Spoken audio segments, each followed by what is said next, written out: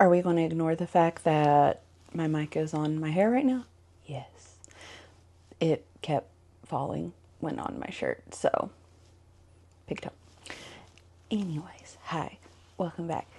This is going to be my March wrap-up. I had, I think, like 18 reads and then a few DNFs.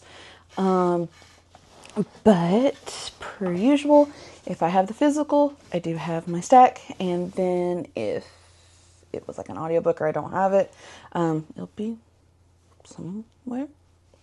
Okay, so I will start with probably in order, like I usual, because yay, I have a book. I read Unbound at the beginning of the month.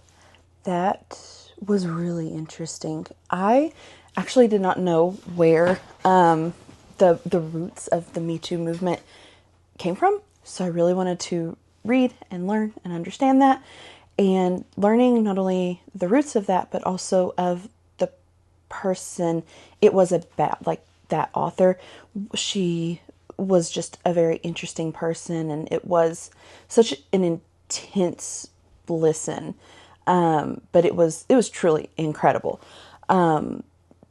I rated it like 4 stars, and I do suggest people definitely look up triggers. For some that are definitely more sensitive to certain things, I can completely understand that. But it was such a good, incredible read, and I highly, highly, highly recommend that. It was a very, very good book. I also got a like little Libby thing for your like lucky day for Whale Fall, and I keep seeing people like praising that book. So I was like, oh, I'm gonna like read it because I like things that have to do with water, ocean, whales, anything aquatic really.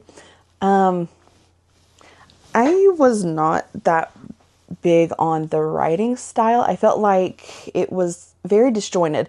And I don't mean that in the aspect of like going back and forth. I've read quite a few books where it can be like past, present, and it doesn't feel disjointed. I felt just the writing specifically was just extremely disjointed. The overall idea, you have to incredibly suspend your like reality, because it's literally just Jonah and the whale, or Jonah and the fish, however you want to think of it. But just knowing like, okay, yeah, no, like you cannot think that that's like a realistic storyline, but it's still like an interesting thought concept. But I will say that like the moral of the story is like dads suck, and there is not enough whale for a story about a whale. I was like, all right, but it was like decent. It wasn't terrible. But some of these people that are hitting that book with a 5-star, I'm like, okay, I mean, valid for you, not for me. I also listened to William. I liked William. I will say the story itself kind of like lost me a couple of times, but the ending saved the overall story. I feel like it just kind of,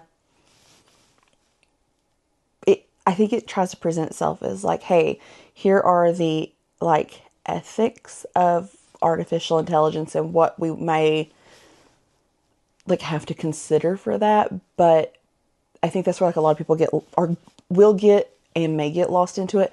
But it's also like a very interesting concept overall. And it is like shorter. It's not like a heavy read or anything, but it was overall very interesting. And I do recommend that for people who may want to read more like AI ideologies, especially with like the rise of that and things like that. I think a lot of people may want to see some maybe anti-AI storytelling coming up, and that's definitely one of them. One of my favorite reads this month was Diavola, and I have it. I definitely bought it. I love the cover. The cover was actually one of the things that made me get it. Because hello, look at her. She's gorgeous. I first of all love that book. And I think I even said it in the other video I did. I read a book called Loot, which is from that author. I did not like Loot at all. So when I started that book, I went into it very like, oh no, please be good. because I get very anxious when I have read an author's work and I don't like it, and then I go into like another one of their work, because I always try to give authors like 2 or 3 chances, because you know, a lot of them will write multiple different things, or like different genres or styles, so it's always worth, I think, checking out, you know, a couple of them. That was one of the best books of my month. 5-star, loved it. The family, insufferable in that book. It's definitely a really good haunting, where the haunting isn't just the ghost. It's like, I don't want to like spoil it, but yeah, it's like, I like it when ghost stories and hauntings are more than just that, and that book is definitely centric to that storytelling. I really, really like that. I will say, for me, in my opinion, because I am very nosy always with, after reading books, going through people's reviews, and I noticed very like mixed reviews. This is definitely a book where I feel like if you had grown up in like a hard or difficult family dynamic versus a happy, good family dynamic, I think that's where you're going to get a crisscross. I think if you understand difficult family dynamics personally, it's going to resonate more than if you're like, well, I don't understand. My family was great. I'm not connecting with how like a family could be that way. I think that's where people aren't getting, like, yes, families can be that obnoxious. Families can be that terrible and that like not like attentive or caring just because someone messed up, even if it's just one time, or had just one accident, or maybe isn't like perfect, so to speak. Like, yeah, that's a thing. But I thought the themes were like really, really good and just really, really perfect for me personally. I heavily, heavily suggest it. I did read Adult Children of Emotionally Insecure or Immature. Okay, would love to be able to read my own writing. Immature Parents. That was like a read for myself. And it kind of like goes through like multiple different patients, like stories, and then it kind of like broaches those topics, etc., etc. Of all the stories, I did write down that like Logan, because I'm sure they're not using like the actual patients' names, but the Logan story was the one that like resonated the most with me. It was very impactful. I recommend it if that type of topic would be something to resonate with you, to definitely listen or read it. It's very, very good. I know last time I kind of like saved all the DNFs for the end, but I'm just going to kind of like go through my list. I did try to read Wake Up and Open Your Eyes this month. I DNF'd that. I think I DNF'd it. I mean, I gave it, I think, like a couple hours. I will say, social criticism through horror is great. That book was not it. It was constantly repetitive for the sake of repetitiveness. I don't like that. This is one of those books where I don't know what to say without getting like, I don't know, like I know like certain things you can't say on YouTube. I think for people who have read it, they will get it. And for people who haven't read it, they've probably like looked up triggers and will know. This author, first of all, had the ability to write sensitive topics and issues subtly, which a lot of authors can do well and correctly. He does it in horrifically poor taste, and trying to almost do it in like an edgy style, and that foul. I don't do that. I don't, especially like in the horror genre. There's like a lot of authors who try to do that. Like, oh, it's horror, we can write this, and it's like a pass. No, it's not. It's not your pass to write like certain topics like egregiously. It's just not. Yeah, it's just, also this is like the second book that I have like read from this author. This one though I DNF'd. He cannot write women. No. And I just like the way that he depicts women after like seeing it for the second time, I will personally never pick up the author who wrote Wake Up and Open Your Eyes. I will never pick up anything from him again. It's kind of like one time, okay, like, second time it's like, oh, okay, it tracks. Like, no, I'm good. I did read House of Bone and Rain. I was really, really excited for that book. It sounded really interesting. I like the idea of like a cosmic kind of horror being like kind of like woven in to like grief and things like that. It fell really flat for me. I thought the pacing at the beginning versus like, so like, I don't know, like maybe like the first like 20% from then on, it went from decent pacing to like horrendous. And I think the reason for that is, I'm trying not to spoil. I don't want to be like a spoiler account. The pacing truly ends up an issue because of repetitiveness. Certain scenes are kind of almost like a copy-paste situation issue. The group is trying to do certain things, but these certain things are just extremely reminiscent of the things they've already done. So it becomes super reminiscent of things that, like I just said, they've kind of already done it. So for a book that's quite long and you start doing repetitive things, it really drags for me personally. I know some people do not care for that, but for me, that's a lot. That's kind of what dragged for me. So by the time that the twist and the like supernatural cosmic-y elements kind of come into play, I could not have cared less, and I just wanted to get the book done. That is my complaint with it. And I'm really, really sad because the cool thing that made the book really interesting, I was so bored by the time it got to that point. It just didn't enthrall me like I wanted it to. And the cool part of it was super enthralling, but by that point I kind of had boredom and it just didn't hit. But I still recommend it because I really do think I want to reread it again. And then when it gets to the point that I know that it drags, kind of like skip a few chapters and get to that part where I know it'll be like, I think, hit a little bit better for me. And I know a lot of people say don't skip. Listen, I read the book the first time. I can skip it on the second time because I really liked the style of the author's writing. And I do plan to pick up more of their work because the way that he writes is very intriguing. I just felt that the repetitiveness was a little much.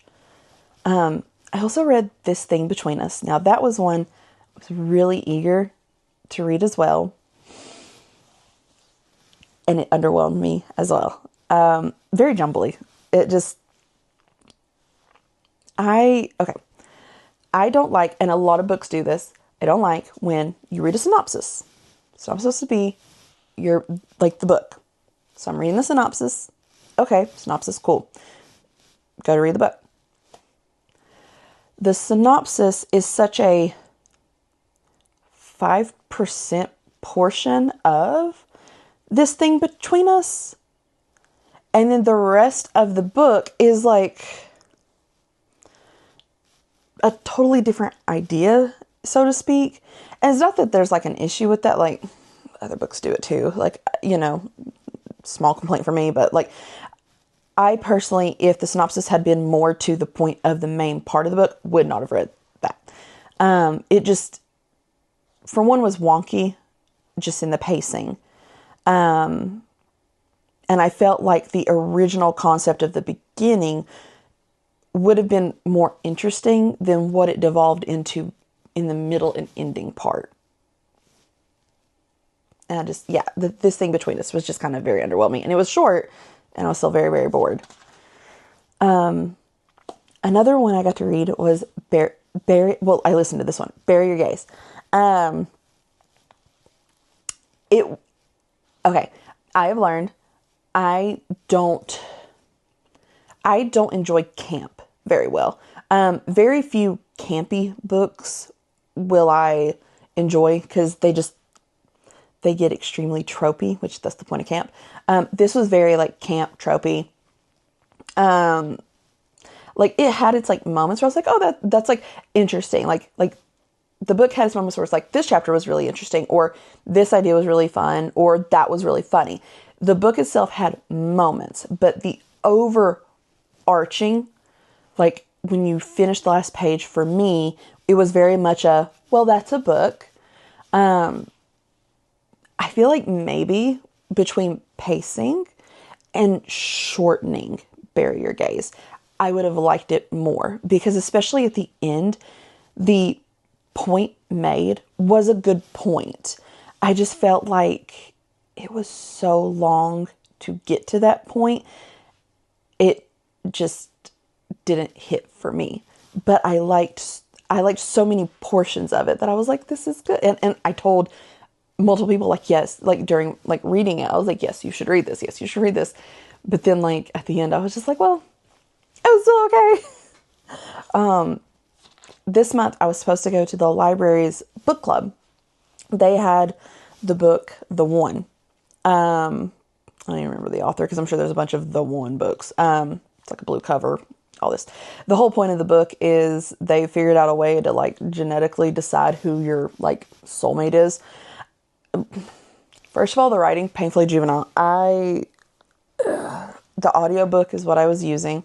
I listened to maybe an hour of it, and it was so rough to listen. I could not get past like, I think a little over an hour, but I could not get past how juvenile the writing was. And then just the way the story was going. I could tell that the way it was trying to go about the story, it was being, it was not going to go in a way that was going to work for me and what I think is appropriate. I don't care that it's fiction. I can tell that it was going to lean into certain ideologies that are not right, fiction or not. So I DNF'd it, and I was like, I'll just see what the library decides to read for their book club, like the next go round. I'm not wasting my time. Oh my gosh. Okay. I don't normally cry. I don't normally cry during like readings and stuff like that. I cried. Like when I say I cried, eyes puffy type crying. This. I keep seeing, I know usually I say like book talk needs to not bamboozle me. This one. This I see a lot on book talk. And I was like, oh, okay. It's like shorter.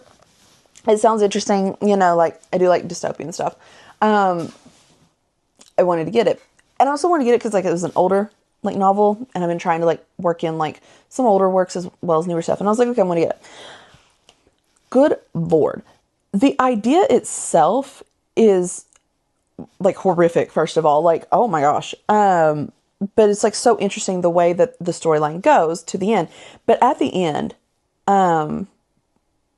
just the way that it ends, I was bawling those last couple of pages. And when I closed the book, it was all I could do to not like silver lining playbook that thing out the window. I was like ready to just chuck it, bawl. Immediate 5 stars, by the way. It was really, really good.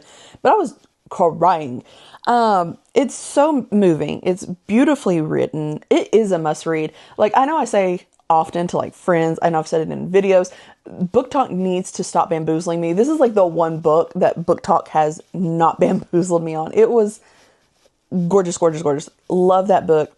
Please read it. If you listen to like many books, that is definitely one that people should read. It was so good. And speaking of something, I'm pretty sure you can get it like as a book. I don't suggest the book. I listened to the audiobook, and the way they did the audiobook for His Black Tongue, which it's like multiple different stories, you know, like in one, is insane. It is an immersive audiobook. Like there's like noise to it as they're reading the book, and like sound, like kind of, it's like an interesting way of storytelling. Very much Castlevania vibes. And also too, like with the multi-story telling, three or four. I can't remember now. Like all of them were good. They didn't necessarily like interweave. But like,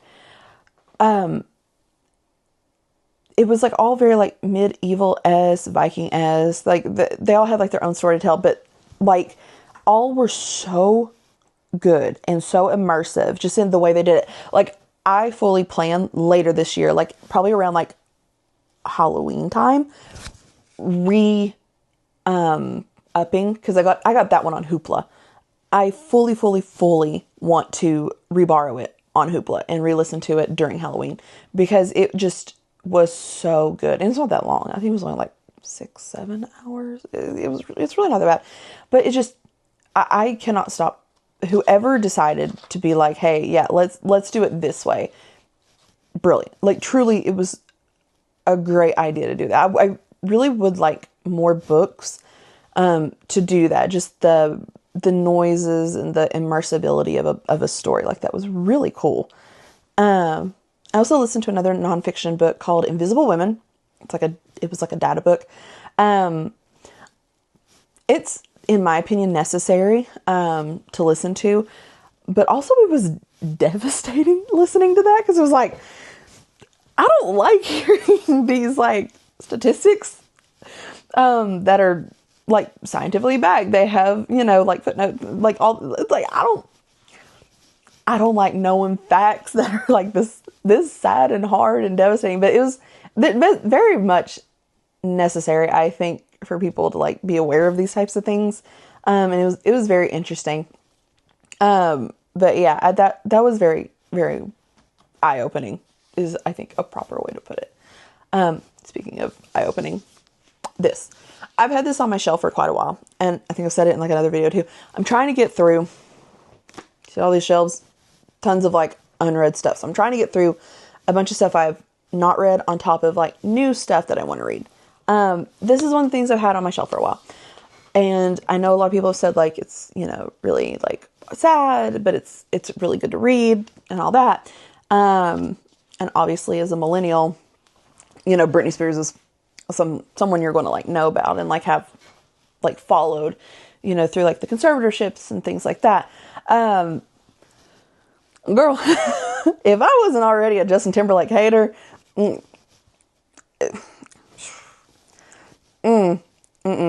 that boy, absolutely not. And on top of it, like her family garbage, like no, everyone in her life seems to just like look at this poor woman and just be like awful to her. I don't understand like why you can be that way. It's weird to be that way to somebody. And at this point, like literally like at the end of that book, I just sat for a second and was like, at this point, legitimately, she just deserves a peaceful existence. Just leave this poor woman alone. Let her do her thing and leave her alone. That's what she needs. Okay. So I was a sucker again for a really pretty, say the words, a really, really pretty cover. And I got the other one here. You'll see in a minute. I love this cover. Thought it was pretty. I hate, just side note for like 2 seconds. Sorry, I already know I'm over 20 minutes. I hate when they do pages. Do you see that? Where it's like, I don't like books that do that. I don't know why. I just bothers me. Anyway, aside, sorry. Okay. Pet peeve of mine in any book, and I don't know why, I just don't like it. The unrealisticness of insta love will always make me immediately zone out of a book. Always. Sorry, I had to catch my breath for a second. My throat's catching. Sorry. There's just something about insta love that just, I don't like it. It just feels so unrealistic, and it just makes for, and again, I know it's fiction. If you like insta love, baby, please. I want you to love, listen, and read every insta love book out there and enjoy it. There is a reason that there are so many out there and that people love it. I'm just saying for me, I don't like it. That is so insta love. But my thing is, it's insta love, but like they're doing this the whole time. They're like, no, but yeah. I especially hate that. It makes for such a boring read to be like, yes, but at your thing. Yeah, I don't care, because it's like, I know by the end of the book, you're just still going to be like, boring. It bores me. I want flavor in my book, and that's not flavors. Yeah, but like, also, okay, lots of words, mind you. There's 3 books. Like, there's 3 books. I don't know if like the 3 books is the end or if there's going to be more, but I know that that's like a trilogy so far. I did finish that one. Spoiler alert, because it's going to be later in the book, in the video. I did DNF the second one, and I'm not going to even attempt the third. But like, lots of words, not even propelling a story. I feel like a lot of it is just like, because it's like written kind of like diary style, which sounds like it would be really cute. That's like one of the reasons that kind of drew me into it. I was like, okay, a diary style, that kind of sounds like, I didn't like it. And the main character too, like, I have read books where the main character or other character, like Diavola, things like that. Diavola, technically, the main character is not necessarily your, like, enjoyable main character, right? But it is. The whole book, the whole story, you are enjoying that book, that character, Emily is an awful character. There's no one in that book, in the Emily Wilde book, that you just really root for. Like, even characters that are kind of like peppy or like sarcastic or supposed to be like funny relief, you just kind of, I truly caught myself kind of rolling my eyes, and I was like, okay, when I'm doing that, I know I'm not enjoying a book. So just for me personally, I was just like, but I kept reading it because like the lore, and it also, for anyone out there who enjoys Ancient Magus Bride, okay, that's what this book made me think it would be, because of like the way like they do like the lore of like the fairies, the fae, the things like that. I thought it would be like that. No, it's just not. So I was kind of like, yeah, okay. I got to do this. Yay. I loved Iron Widow.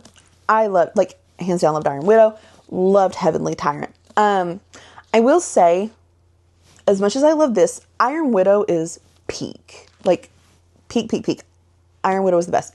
This, I think where Iron Widow was like a really, really strong book, this kind of lost its footing just a touch.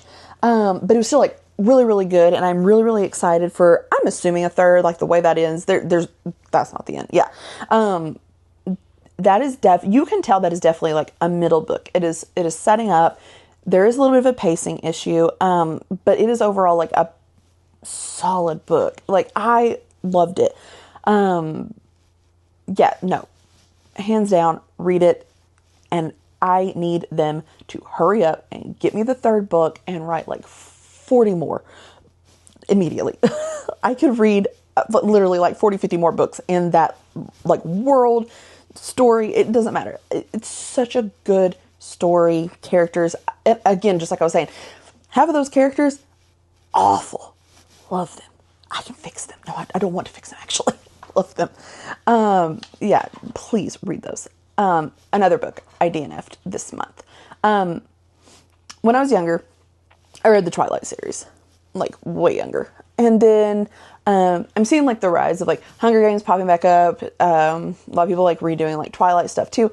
And it populated that the Short Life of Bree Tanner was available on my Libby. And I was like, it's short, whatever. I'm going to just like see if it was decent. Nope. I DNF'd so quick. There was no, the racism. I mean, I know. Yeah. Yeah, I was like, oh, no. DNF that, and I'm not even, like, I even put on my Blue Sky. I was like, absolutely not. I'm not even, like, I took the Midnight Sun hold that I had on Libby off, because I was like, I'm not even going to, like, yeah, waste my time if that's how that's going to be, like, new. I also read The Lamb. Now, I love anything to do with, can I say that word? I guess I can. Cannibalism? Yeah. I love anything to do with that topic in novelization, media in general. I think it's such an interesting topic to dive into story-wise. This book used that topic. But the vehicle in which they use it does not work for this story, for me personally. The writing style is very interesting, don't get me wrong. I think that this author, because I think this is her first book, I think, don't hold me to that, but I do think it's her first book. Her style is interesting. I personally feel I would read something else by her, but this is something I would like to see maybe edited better, or I don't know how exactly to explain it. It just did not hit very well, and the vehicle in which they used cannibalism just didn't work out, and it just was oddly done and placed, and by the time you're done reading the book, it just all felt meh. Very meh. It was just a very meh book and did not hold my interest. And to be honest, and I saw other people also saying the same thing in their reviews, that is a book where when you're done reading it, I probably should have DNF'd it, because it had little to no payoff. But I will give the author the benefit here. The writing made you keep reading to the end. So, I mean, she was doing something right to keep you going. So there you go. Now, another thing. Okay. First of all, cover. Of course, pretty cover. I did get this because, yes, the plot did sound interesting. And 2, Raylo. I've bought so many books because it's Raylo based. It's not even funny. Don't judge me. But I have read some Raylo fiction where it's like, that's a really good Raylo book. I forgot that was in my hair. Okay, so I do have the other one. I have, what is it called? Yeah, A Monsoon Rising. I do have it, and I do plan to read it. But I will say, the Hurricane Wars. Oof. Okay.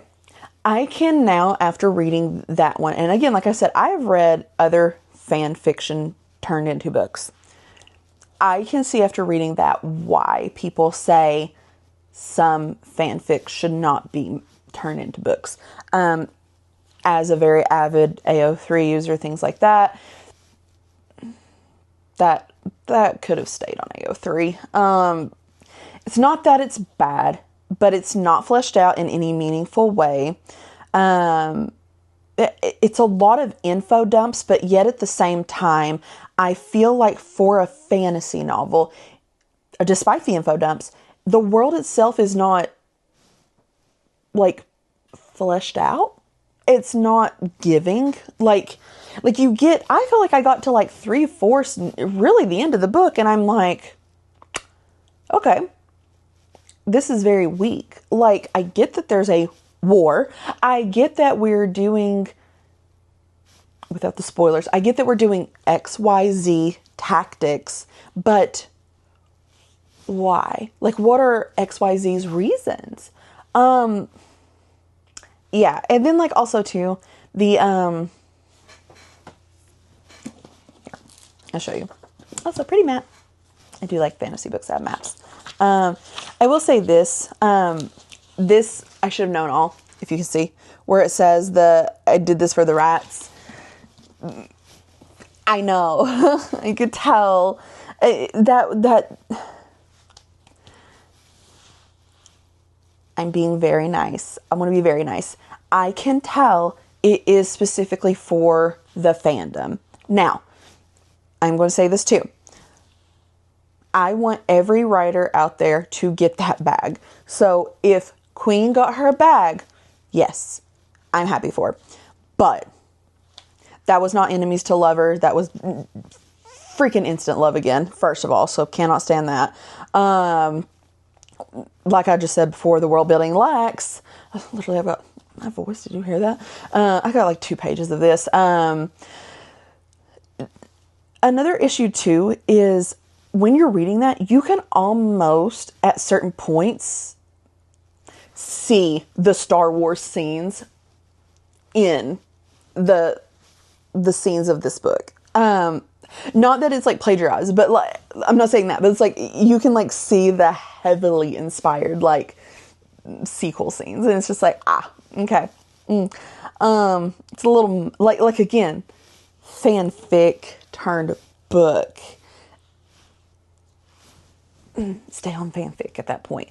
But again, like I said, I'm all for getting your money and becoming like an author and, moving on off your, like, I hope when like the author is finished with the Hurricane Wars, because I think there is going to be, after the Monsoon Rising, another book. I hope when the author finishes this series, she can move on to bigger, better things. But I'm just like, I can heavily feel the fan fiction to a point. It's just, it does not engage me enough for a book of that size. Now, I will say the Monsoon Rising is smaller, and I'm hoping when another book, because I'm assuming there's a third book, I hope that it does not like beef up, because I can't even see how there's a second book, because it's okay. Yeah, I hate being that mean, but like, it's just, it did not hit the way that I hoped it would. Yeah. And another thing that didn't hit was this DNF. Okay. There you go. I know a lot of people like this author. I know her big one was the Icebreaker, and I do have it. Yeah. I don't know if she's done more, but I have this one, which I DNF'd. And I haven't read it yet, Icebreaker and the Daydream. Yeah, Daydream. I do have them. And I know that's like the second, and I have, they say you don't have to read them in order, so, I just felt like that one. I DNF'd it. I got slightly over 100 pages. I was so bored. Like, I realized at a little over, I think it was like 120 pages or something like that.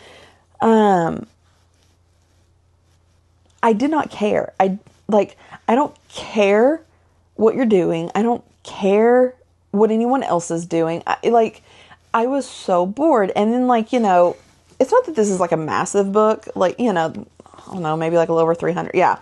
It's like almost 400 pages. So not like massive by any scale, but at a little over 100 with 300-ish pages to go, I have 200, math. I had no interest to continue another 2/3 of that book. Like, it literally physically, I was like, no, it's not happening. It's literally not happening. I'm not doing it. So yeah, for me, I was just like, DNF, like, I'm not doing that. And the same thing happened with this one. Again, as earlier I said, I did finish the first one, and I was like, well, I have the second. Let's go ahead and just, let's see, let's try before it like lifts out of my brain. Let's start it. And again, I love the covers. Like, come on, these covers are so gorgeous. You know what I mean? And I hate, again, they did the same thing on this one. But despite all that, I'm going to be nice. I think I got like a third through that before I DNF'd, simply for the fact it could not hold my interest. It literally couldn't. I literally got as far as I did, and I paused, and I was like, okay. Oh, I read it. I got 113 pages in, so that's like a third. I feel like that was a good effort for me, but I was not interested. I had no interest to finish the second book, let alone get to the third. And like I said, I don't even know if the third is the end or if there will be more. I don't know. But I just, yeah, I paused and I realized I hardly enjoyed the first. I was not getting into the second, let alone enjoying it, let alone the idea of going to a third book. And I was like, I'm DNFing. There was just not a point for me. I didn't see a reason. But I felt really bad because like I really, really wanted, the idea of like cute stuff and like fun little adventures, but it didn't hit for me. And I hate that, but I tried. I really tried.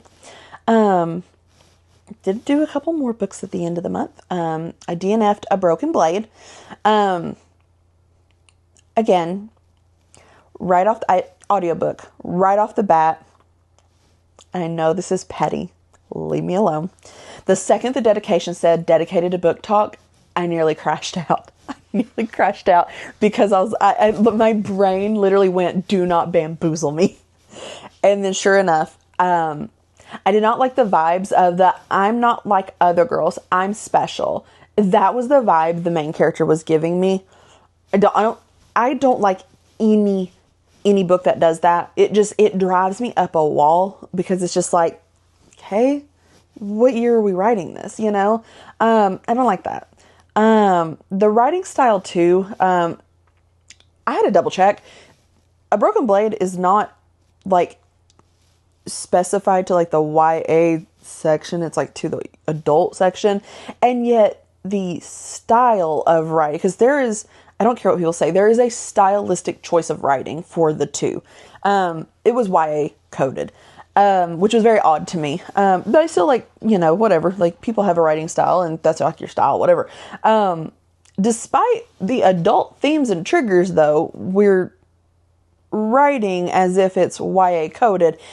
That had a concern for me personally, because if you're doing that, especially with the cover art, which would also entail or like push to like a younger audience, that's concerning because there are a lot of triggers and themes that I did look up. Not that like I personally feel like an older teen group couldn't read, with like parental like guidance, I feel, or understanding. But yeah, just that kind of iffed me a bit. But then like, as I'm reading it, the writing felt so poor and so boring that when I paused it, cause I had to go do something. By the time I got back home to like continue, I was like, there's like 4 books in this series. I'm not continuing. I'm like, when I went to go press play and I was like, I don't want to finish this, let alone 4 books. I knew like, don't even continue, just DNF it and move on. It just wasn't for me personally. Yeah. And also too, this one as well also had like that insta love stuff. I was just, not insta love, like this weird, like, scratch that. It had these like weird like ideologies towards love, like right off the bat, but the way it's talking that like a relationship is like incoming. And I was just kind of like, it gave me the vibe that insta love was going to happen. Excuse me how I'm explaining that. That's the vibe I was getting, and I was just like, I think I'm gonna, just for me. So I moved on from that to listen to Men Have Called Her Crazy. Now, I don't care about the husband in question of the author of this book. I wanted to listen to another woman's perspective. I enjoy listening to women and their stories. So I wanted to listen to her book. Despite that, I will say as a pro to this book, it feels like this is a book where she does have points. I do agree with that. However, this is certainly a privileged take. But it's one of those privileged takes where I don't think the author realized she's having a privileged take. And so it makes for a book where you kind of are like, okay, let's back up. Do you see what I'm saying? I I certainly expected something else. Lots of rambling on her part, a lot of like I said, a lot of privileged commentary where it's like, you don't realize that's privilege, do you? But again, I understand that people still have their trauma. They still have their feelings. And I think that that's still very valid, for her to get out and express. It's just, I can understand why some people, after listening to the book, did not take well to the book. I can understand it now. I did get to finally listen to the Haar. That was really interesting. Until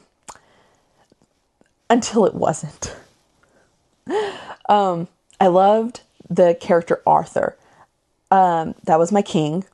I did enjoy the body horror to a point. I will say you can tell a man wrote this because the amount of Willie commentary, what just devolved. The book truly devolved when it got to that Willie commentary. But I will say at the end of it all, this story, it is short.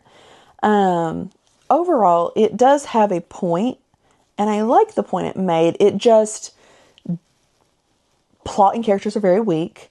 And in the end, it becomes very camp, and the revenge plot kind of is like, okay, sure,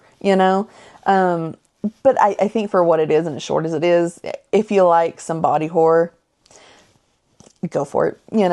It ain't terrible. And then the last book of the month, sadly, was a DNF, and that was Dance of Thieves. I know a lot of people love it. For me, it just simply didn't work.